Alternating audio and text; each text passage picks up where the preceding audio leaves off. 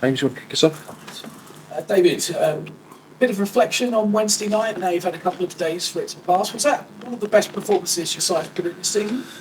Yeah, we've had a few good performances, but I think we'd a bit of a difficult week, and I think the performance was good. And more importantly, I think it was the level of the opposition we're playing. We know we're playing a top team, so it was a good performance, and thankfully a good result as well. And your reward is a trip to Anfield to play Liverpool in the quarter-finals. Yeah. What do you make of that draw? Well, they were always asking about the cup after it. You know, the media were asking about the draw and getting through, but it's the draw in the cup is always the most important thing. You know, if you get a good draw, it can help you greatly. Obviously, this wouldn't be seen as a good draw, but nevertheless, cup competition, we'll take our chances. Does it ever feel like something a little bit extra, considering it's Liverpool and your Everton background? No, because it's always been so difficult to go there. It has been, but I see it as a challenge, and I've always thought somewhere along the line we'll get a good result. One player who's received a lot of plaudits from his performance Wednesday was Mohammad Kudus. I wanted to ask you actually, with John Heitinga now part of the coaching setup, how much has he helped Mohammad settle in, adjust to life over here in the UK? Well, John helped me when John was at Ajax last year. I'd phoned him a couple of times about, not just Mo, about Edson as well, and a couple of other players at Ajax, and he'd given them really good reports for me. But they were completely separate. There was nothing to do with one and the other. You know, I'd spoke to John during the summer quietly and to see what his thoughts were about joining the staff, and we moved on Mo quite late in the window actually. So it was they were separated in that way. But obviously he's worked with him before, knows him well, can give us a little bit more insight in how he plays, where he plays. And is making it a little bit easier for us to maybe understand him himself. Has bringing him in allowed you to be a bit more flexible at that end of the pitch as well? Obviously we saw Jarrod start in the centre-forward position. Has that given you that flexibility that maybe previously over the last few years you haven't had the luxury of doing so? Well, I think we've got a different group of players than what we've had. I think the skill sets of them offer different things now and allow us to try and look to be slightly different, which I've alluded to a couple of times. Ultimately, it's when you win games, you get some praise for it and you think your players are playing well. If you lose, it can be very quickly the opposite. But I actually think that the team's been playing well. I think Mo's been doing really well for someone who's just come into the Premier League, as is Edson as well, the two boys who've come from Ajax. So, no, we've been pleased with them. Obviously, there'll be ups and downs, but that'll be no different to any other club. You mentioned Edson will be missing on the weekend alongside Lucas. How big a blow is that for you going into a tough game against Brentford? Well, that's why we play the players in cup games, we play them in Europe, so that when they do get their opportunities, the boys then they're ready to take it, and hopefully the boys who come in will do that. And the record against Brentford, 4 defeats in a row in the Premier League. I know you beat them in the FA Cup last year. Has there been something specific at all, looking back on those games, that's maybe the way they're set up that doesn't quite suit your style at all? I think if you do your homework a bit closer, you realise that I think they were after Alkmaar. I think they were after Seville in the quarter-final of Europe. I think they were after Alkmaar in the semi-final. So I think we'd probably have a little bit of reasoning why we maybe had difficult games there.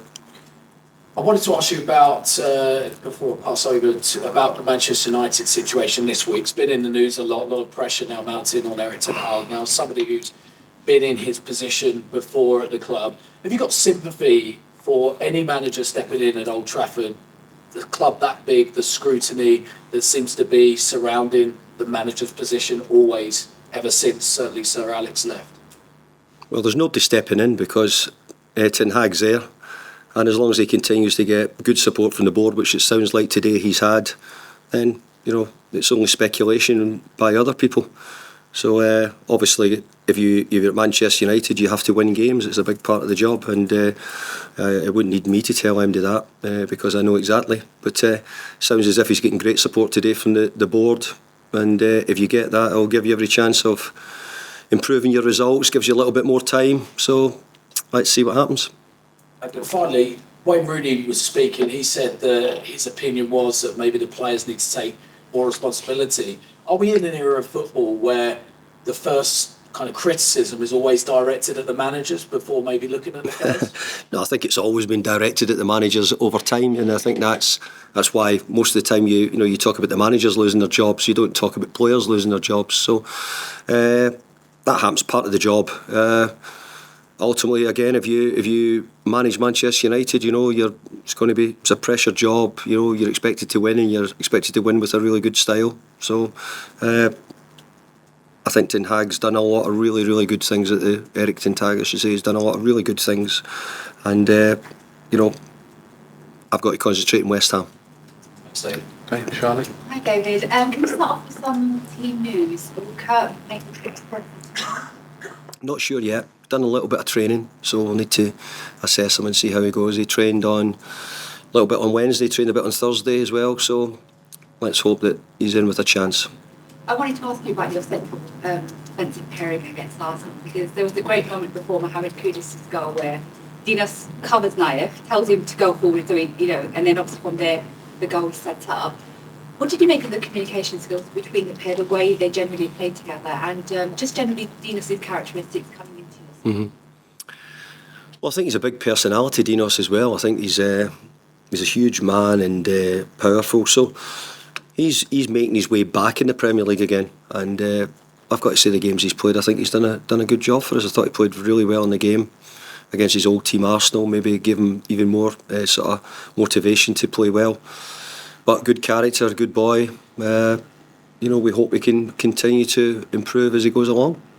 And whoever plays in those positions tomorrow will have to try and stop Ryan Bernal is doing really well this season. And of course they've had Brentford and Neil Mulcahy to their rank as well. And they don't have Ivan Toney, but they are doing well up front.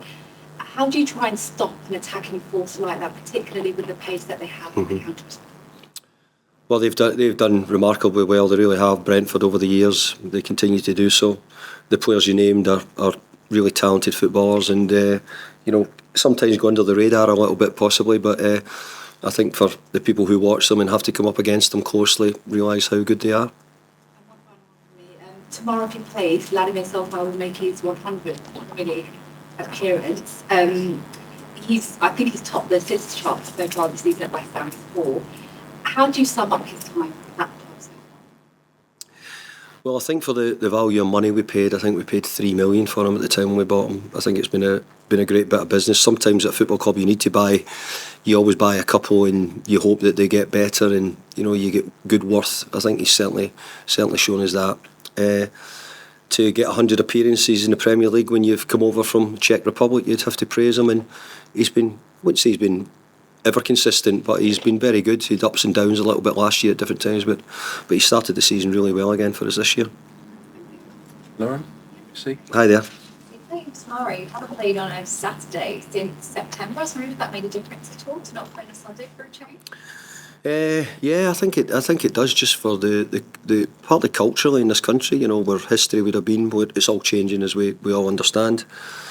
But yeah, I mean, if truth be known, I think we'd have rather it been a Sunday, to be honest, because we've just played on Wednesday night again, so we're back to a two-day turnaround again. So sometimes we don't quite understand why that wouldn't be seen. But obviously, I'm not the one who does that and turn up and play the games on the days which they put them out.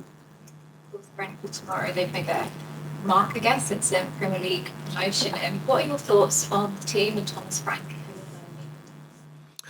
Well, I've got high praise for Thomas Frank and what they've done. High praise for Brentford as well, because let's be fair, they've come through. I think they had 2 or 3 years in the Championship trying to get out of it, and they eventually got there. And look, they've not looked out of place since they come into the Premier League. I think they're a professionally run outfit who do a lot of good things, and look, their team's been really successful in the last few years, doing well, and I don't think MD's surprised now, when Brentford get results, because they have such a good side. Jarrod Bowen as well, he scored in all 5 of your Premier League away games this season. On Saturday, he could become the first ever player in a competition history to score in the first 6 away games of single campaign. That right? Is he aware of that record? I wasn't aware of it, no. He always come up with something, and look, he's made a really good start to the season, Jarrod. His form's been good. There's a consistency to him at the moment as well. As you said, he's getting goals. So let's hope he can break that record tomorrow. Just with the first West Ham player scoring 6 away appearances as well. What does a player like Jarrod Bowen need to the club? Well, the easy answer would be to say I think the length of his contract would suggest to you how long we want him for and what we think of him. Again, I think Jarrod Bowen. I like Jarrod's journey because I think he's been a bit of the story where football always used to be you'd start in the lower leagues and find your way up and you make your way to the top if you can, and it's probably less and less happening in football nowadays. The kids are all getting taken in the academies so young, and very few clubs now miss out on young boys. So for him to go from Hereford to Hull to West Ham and eventually become an England international, I think says a lot about Jarrod and how well he's done. Okay. Cameras off, please.